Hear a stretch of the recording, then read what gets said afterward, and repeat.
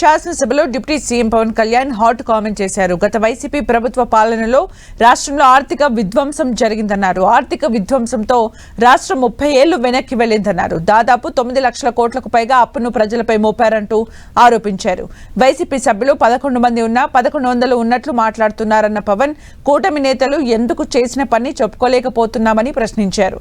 రాష్ట్రం కోసం కూటమి నేతలు మరో 15 ఏళ్లు కలిసికట్టుగా ఉండాలన్నారు. ఈ ప్రభుత్వం దూరదృష్టి, దక్షత, దార్శనికత ఉంటే గత ప్రభుత్వం ధ్వంసం, విధ్వంసం, విచ్ఛిన్నంతో కూడిన ప్రభుత్వం. అలాగే వాళ్ళు చేసిన అప్పుల వల్ల, వాళ్ళ నిర్లక్ష్య అసమర్థ పాలన వల్ల, ఆర్థిక విధ్వంసం వల్ల రాష్ట్ర అభివృద్ధి 30 ఏళ్లు వెనక్కి నెట్టవేయబడి వెళ్లిపోయిన పాలకులు దాదాపు 9,74,000 కోట్ల అప్పులు మన మీద వేసిపోయారు. అందులో వివిధ శాఖల పరిధిలో పనులు చేయించుకుని కాంట్రాక్టర్స్ కి, వెండర్స్ కి వాళ్ళు చెల్లించకుండా వదిలి వెళ్లిన అప్పులే 1,35,000 కోట్ల రూపాయలు ఉన్నాయి.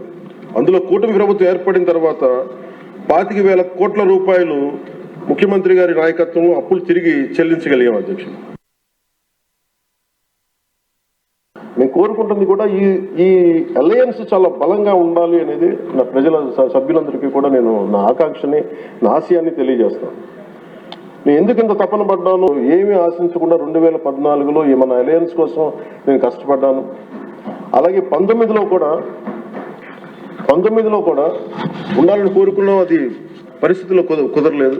కానీ 24 వచ్చేటప్పటికి నేను పార్టీ పరంగా అన్ని తగ్గి అన్ని రకాలుగా ఎందుకు పెట్టానంటే, ఇది నేను పార్టీగా గెలవడం కంటే కూడా, నేను ఇండివిజువల్గా సాధించడం కంటే కూడా నేను కోరుకుంది 5 కోట్ల మంది ప్రజల ఆకాంక్షల్ని, ఆశయాల్ని ముందుకు తీసుకెళ్లాలని ఒక నా తపన.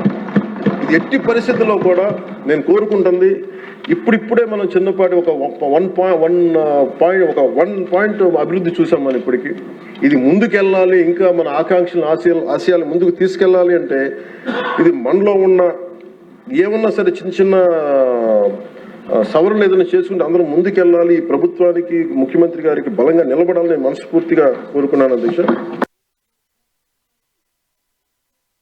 ఇప్పటికీ కూడా వాళ్ళ సభ్యులు తక్కువ 11 మంది అయినప్పటికీ కూడా వాళ్ళు ఒక 1100 మంది ఉన్నట్టుగా వాళ్ళు మాట్లాడుతూ ఉంటారు. అధ్యక్ష, అంటే మనం ఎందుకనంటే వాళ్ళు చెప్పిన దాన్ని చాలా బలంగా నమ్ముతారు. మనం చేసే పనులు మనం చెప్పుకోలేం, మనం చేయడానికి సంకోచిస్తున్నాం ఏంటో తెలియదు. కానీ వాళ్ళు చూడండి, ఇందాక నేను చెప్పింది మీకు, when we're irresponsible, our NDA alliance is so responsible, reliable and reasonable government, while they are irrational, irresponsible and abusive group. వీటన్నిటి మధ్యలో మనం కూర్చోబెట్టి మనం ఏదైనా మాట్లాడాలి అంటే మనందరం కూడా ఒక ఏకాభిప్రాయం మీద, ఒక ఏకత్వం ఉండాలి అనేది నేను మనస్ఫూర్తిగా సభ్యులందరినీ కూడా నేను కోరుకుంటా ఉంటాను.